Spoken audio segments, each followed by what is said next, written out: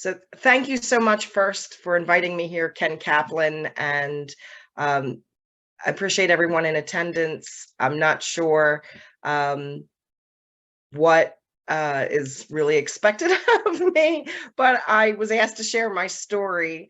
And as the presenter mentioned, I enjoy teaching safety, security, savings, and really just the philosophy of sharing.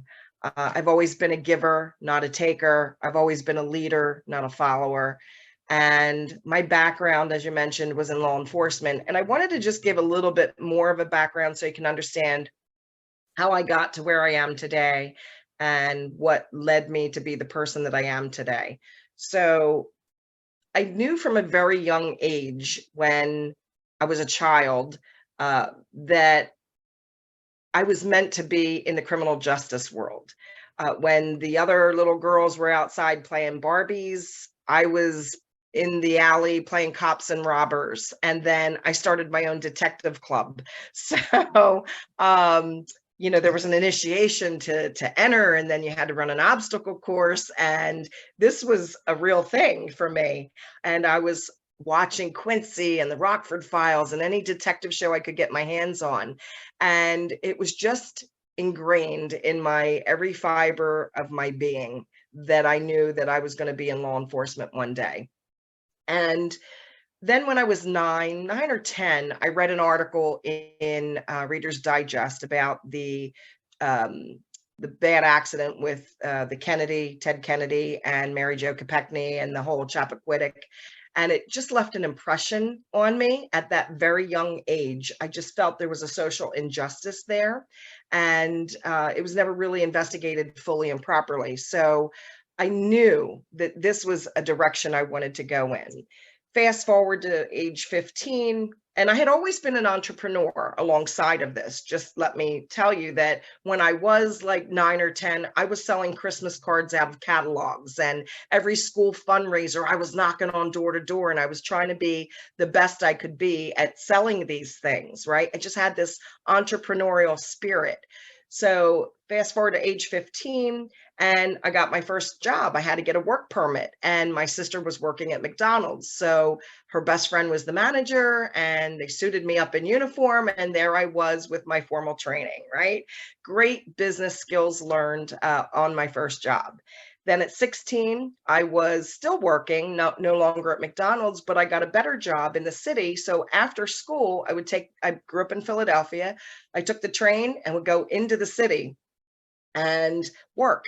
And I just had this, it was instilled in me at a young age, the value of a good work ethic and the importance of the dollar. And I remember being young and seeing my father come home. My father was a union carpenter in Philadelphia, and he would come home and he would have these check stubs, and they were long and skinny at the time. And I would always question, what is that? And my mother said, well, your father works for a living and he gets a paycheck and he brings home money, and that's how he provides for the family. And I said, I want one of those. I want a pay stub. So my mother would assign me chores along, at the house. And then when I would get done doing all my weekly chores, she would give me money, but she would give me a pay stub. So I got a bank account when I was young, and I loved, she told me how to deposit my money and save money. And so money and a good work ethic and being a leader, and it was all ingrained in me at a very, very young age. Fast forward to 18 years of age, my father had a very bad heart, and it's a little difficult for me to say. I found him on the ground, um, and I had to do CPR on my father. And that was my mother's love of her life. And so seeing her so distraught, um, at 18, and it's strange, but I had the sense when this happened to act. And I was like, you go in the house, call 911, you do this, you do that. And I was on the ground giving him CPR. And excuse me, the gentleman that lived next door hopped over the fence and, helped me administer CPR. And we did everything we could. The helicopter landed in the field across the way. And me being from Philadelphia, this was in Delaware. We had moved to our summer home, and we were we were on this big piece of property, and the helicopter came in, and then the paramedics. My uncle was part of the fire team, so he had heard the call, and he came, and I was screaming at the paramedics because they were working on him on the ground, and I'm like, load them up and go. Like, I was barking orders at them because I didn't think they were doing their job properly. I was 18, and I'm like, get him in the ambulance, take him to the hospital. And my uncle had to calm me down and say, listen, Christine, anything that can be done for him can be done for him right now on the ground.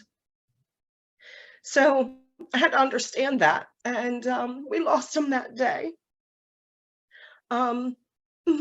My mother has never looked at another man since. That was the love of her life. And you could tease her about finding a new boyfriend, and she gets so mad. And that said a lot about how to love. And I was raised in a really good family. And I have 3 siblings, and we were very close. We are still very, very close.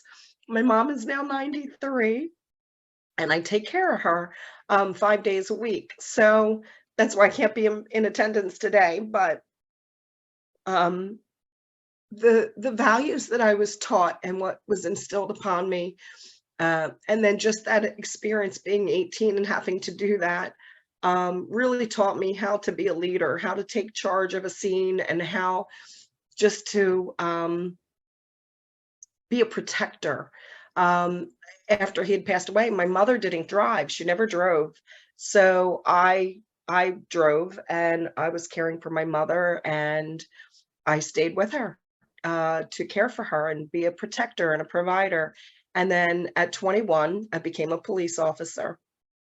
So that was the greatest achievement for me. It was a lifelong dream that I didn't even realize I had. It wasn't like I grew up saying I'm going to be a police officer. I thought maybe more of a detective. But that experience is something I would never trade for the world. And once a police officer, always a police officer. I might not be on the road anymore. I have 4 years of law enforcement under my belt, but I had an injury, and life just takes you in different directions. So I found my way after being a police officer into welfare fraud investigation with the state of Delaware. It was a seasonally funded position, and I loved it. I loved investigating the fraud and feeling like I'm accomplishing something, recouping hundreds of thousands of dollars from revenue that was falsely obtained. And after that position was ended, I worked for an attorney for a little while, which was a more great experience, furthering my report writing skills and my ability to testify in courts of law, and really honing that business skill. And then I found barter. So back in 1998, I believe it was, I started with Delaware Barter Corporation, which is now Atlantic Barter, and I found my home. I just realized that the power of being able to teach business owners how to save money by trading what they have in exchange for things they need was something that wasn't taught in schools, but it's an incredibly effective business strategy. And why aren't more people doing this? So that's where I found my niche. And then I wanted to excel at that. So and I wanted to share. Sharing has always been part of my whole being. And so I teach, it's Krav Maga. It's an Israeli style street defense. I do that for free because I believe everyone should have a skill set, especially in this day and age. And I align myself with other people that can bring value to others. So, and when I hear stories, things that happen, social injustices, things that people need to be made aware of, whether it's romance scams or the Social Security scam on, being called saying, hey, you're going to go to jail if you don't pay your IRS debt, right? I'm sure you've all received those calls. I want to alert people how not to be victims, right? So we all go through life with our challenges, and we don't wear t-shirts to say, hey, I had a trauma in my childhood. We don't walk around with a thought bubble saying, I have cancer. We don't walk around saying, I just lost my father or I just lost my child. We can't see everyone's thought bubbles as we're walking around society. And so you have to have a kindness about you to understand and accept people for what they are, and understand that they may have their own challenges that they have to face and go through, and what brought them to that point in life. And so if I can help eliminate a strife or a struggle for someone in any way, that's what I'm there for, whether it's a business problem, whether it's an emotional problem, whether it's just being online and making themselves vulnerable. And it's funny, my thought bubble, if everybody could read it, would be, don't do that. Why are you doing that? You're going to be a victim one day.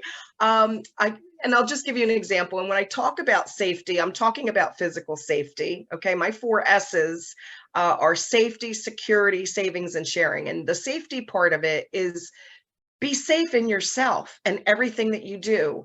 I talk about being situationally aware, and that is important. You have to keep your head on a swivel. You can't be on your phone walking through a parking lot. Your intention isn't on what's going around in your environment at that point. If you're sitting in your car, hopefully your doors are locked, but a lot of people will sit in the parking lot and play on their phone. It's still not a good habit. Don't be so distracted by this cell phone and the technology of this day and age that you're not keenly aware of your surroundings. Okay, that's not good practice habits. So when I teach Krav Maga, I teach people how to avoid gun attacks. When I do this, it's kind of, you can't really see it. There you go.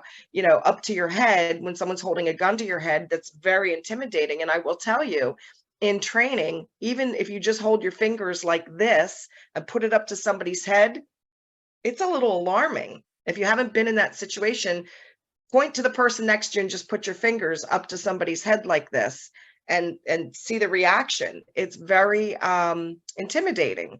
So there's a way to quickly get out of that. And so when I teach for free because I want people to have a skill set and not be a victim that way. I teach situational awareness. When I talk about security, I talk about security because now we're living in a day and age where everything is online, right? You've got online banking, you've got online travel booking apps, you have online shopping, everything is online, your email. And there are a lot of things that people do that could set them up for failure in this department that they're not even consciously aware of, or they haven't had the training to understand that one of the worst things that you can do when you visit a hotel is to get that Wi-Fi. You know how everybody gets the Wi-Fi when they stay at the hotel and they're like, oh, enter your room number, and you go on that Wi-Fi. That is one of the most easily hacked things for cyber criminals. And if you ever happen to be in a hotel or a supermarket or anyone where you're using that Wi-Fi, that could be easily hacked into just when you're opening up your bank account. And a lot of people don't understand how they may be at risk for having their credit card information stolen. And it's not necessarily just from skimmers and scammers on machines, it's from these habits. Everybody uses a Gmail address these days. Gmail is free, right? Well, free is free for a reason. They're making money in some way. And, it's the antithesis of privacy. Google selling your information on the back end.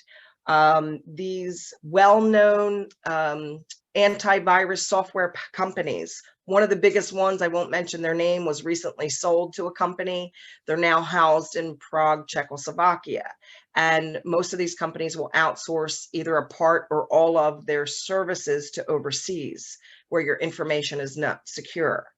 And when that happens, you're putting yourself at risk. In fact, one of the biggest providers of antivirus software is actually using crypto mining data in the background.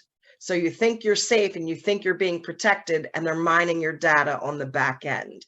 So how do you fix that. You don't use those companies. You use a US based company.